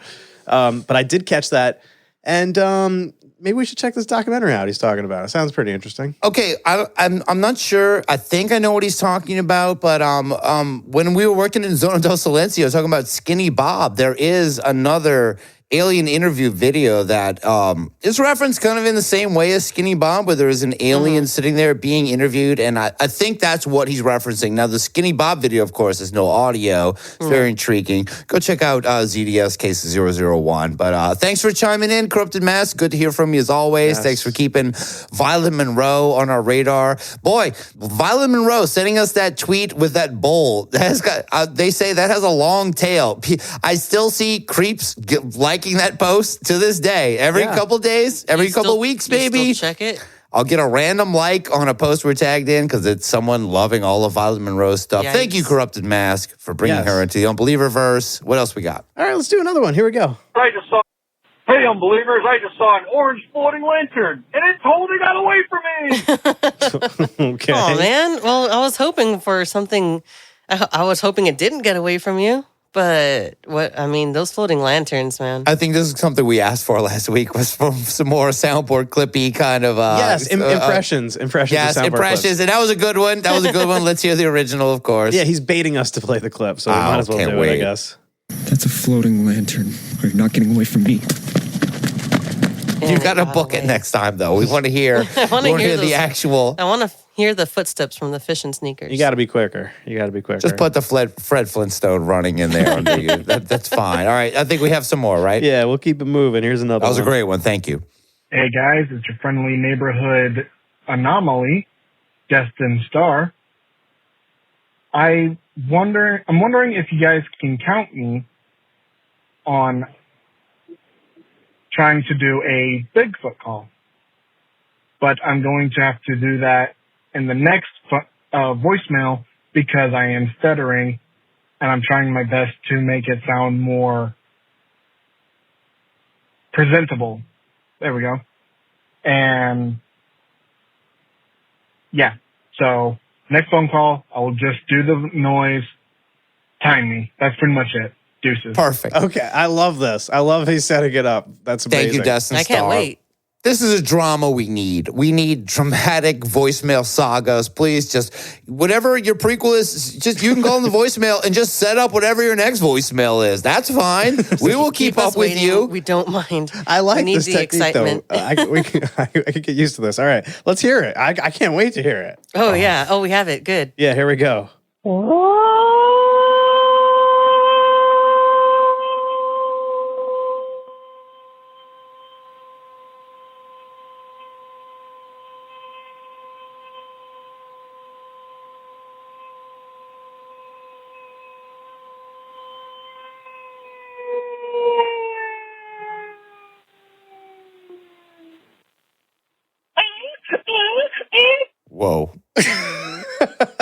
All right, that was honestly, Rob. I didn't think that was another call. I thought you were just going to play the one of the famous Bigfoot sound effects that I'm not going to do, even though I keep getting baited into doing stupid things on this. But we don't need to. He did it himself. That was great. That was great. Impressive. That was very very impressive. good. I mean, very good. Legendary. I actually, at this point, I'd like to chime in and say, if anybody else out there would like to call and just do Bigfoot calls for us, we can do our own contest. I'm not sure about this. But be sure to set it up just like Destin Starr did. Let us know ahead of time that you're about to do it, and then call in and just do the Bigfoot call. Just Rob, I can see so many problems with that already. Although you can see the numbers that people are calling from, though, huh? I can, but I usually don't look at them. don't mess. Imagine a bunch of people calling in around the same time, and then you just have a bunch of separate voicemails that are just the call, and we're not going to know whose is whose. Yeah, it'll be great. So that's a good thing. Yeah, I mean, the more confusion, the better. It makes it fun. No, I mean, we'll be able to tell. Just chime in at the end and say who you are, and we'll be able to tell who you are. Even better then. Yeah, just call in. Don't say anything. Just do your call, and then when you're done, say your name. Yes, exactly. Do like a quick sign off at the end. Yeah, let's hand a buckle grabber signing out. At the very end, goddamn it, doing anyway. Start with no words, just your Bigfoot call first. Only. I can't wait for this. Okay, so please, everybody, do that if you're listening. We have one more, guys. One more. Let's listen. I found the moon. Give me a break. I found the moon. That was good. That was good. We did a bit of a soundboard competition last week. I love that. I found the moon. Give me a break, all right? I found the moon. That's our bell. That's our bell. That's our bell. That is definitely our bell. I know that. And we have this as a clip, or is this just something he said once? Oh, no, it is a clip. It actually is a clip. Yes. Here it is. I found the moon. Give me a break. That's all I found is the moon. I don't remember this. Thank you. I think I might even know who that is. I'm going to guess. I don't know. He didn't sign up. Maybe Bona Yogurt. Bona Yogurt loves his Art Bell. I want to thank everyone who watched our Art Bell live stream. That was about a month or so ago, but that was a lot of fun. A lot of fun. We did more live streams will be coming. Check us out on YouTube. Man, I'm so surprised how many listens, and how many things we get on YouTube. Thank you everyone who listens on YouTube. Check us out on YouTube. Numbers. YouTube is really picking up as far as podcast stuff goes. Going crazy. I don't know. I have so many questions as to why, but that's neither here nor there. It's amazing. We love it Thank either you guys. way. Yes, we appreciate it. And man, we got any more voicemails? Or That's it. That's it for this week. All right. Well, please, we want some more. We want some more fun stuff. You see what we got going. 469-420-0114. That is the voicemail number. It is in the description here of the episode. And that's it. The Unbelievers Voice Mailbag. The Unbelievers Mailbag. Ooh, right in the mailbag. Hey, man, check your mailbox. Hey, you got some new mail over here. Mailbag. The mailbag is cool. Mailbag. Sup, bitches? It's mail time. Usually I say we have one more thing to do, and I throw it to one of you guys to guess what that is, but we don't have that. We're letting the poll ride this week because this is a two-parter. Yeah. So we've come to the end of the program. Your regularly scheduled Unbelievers are back. And before we go, Drea Mora, do you have anything you'd like to say or plug? Yeah, I've made some new stuff for the Spirits and Spirits shop, which that's my other podcast. If this is your first time listening to Unbelievers, I've got Spirits and Spirits on the side that I do with Jack Sass. I've made some new stickers. They're pretty cool. So if you want some of those, we'll head on over to the shop. There'll be a link, I guess. Maybe we'll put a link somewhere because I'm not going to be able to recite the URL, but fun stuff. Sure. And there'll definitely be a link if you are following and listening to Spirits and Spirits. Go check that out. Great show with Jack, Andrea, and Montross. Yes, who was and Mike, recently defeated. Mike. A third You recently Mike. killed him in a video game. He's very much killed in Bounty Hunter. Rob Oakey, do you have anything you would like to say or plug?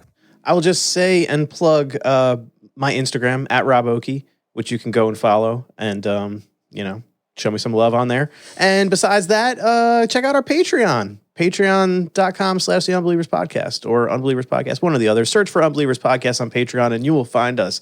There's a new episode that's going to be up very soon that we recorded recently. And there will be more very fun. There will be more on rods as well on there. So. Yeah, a very fun bonus episode out. We cover all. If you want to hear us talking about the Georgia Guidestones and fake Bigfoot stuff and all kind of stuff that was hitting the paranormal news, that's where we cover all of that nonsense.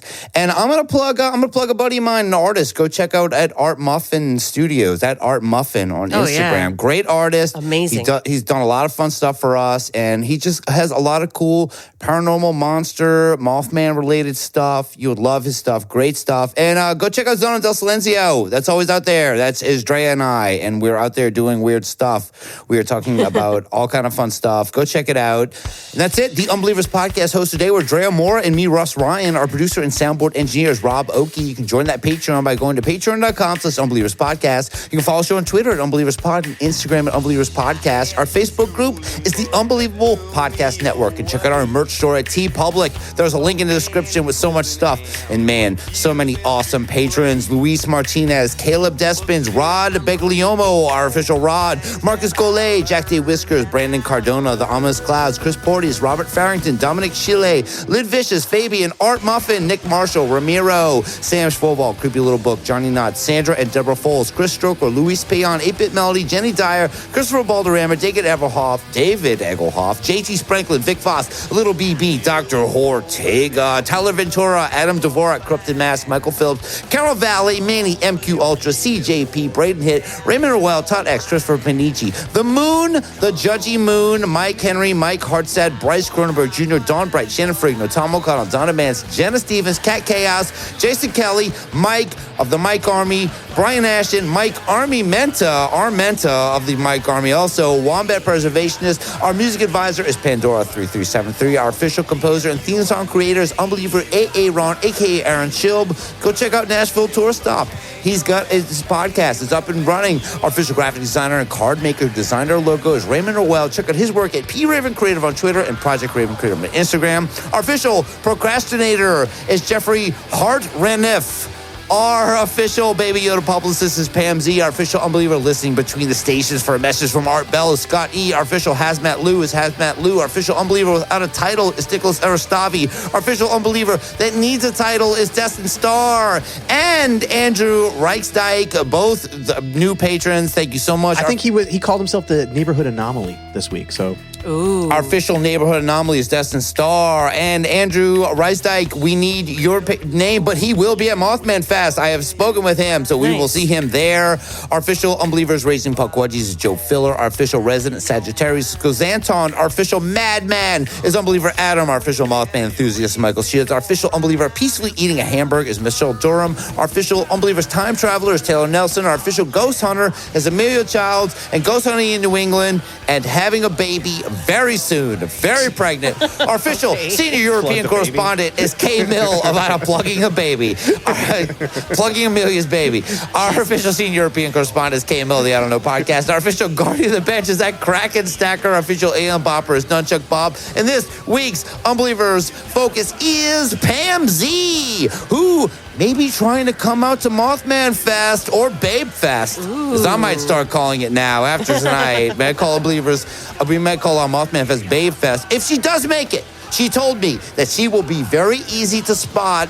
Just look for the girl wearing only that thong, the thong, thong, thong. All right. Good night. Tell him, Trav.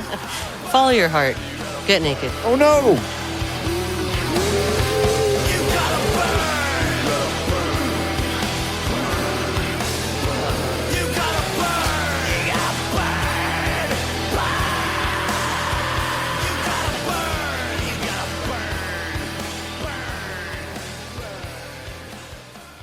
Discontinue! Discontinue!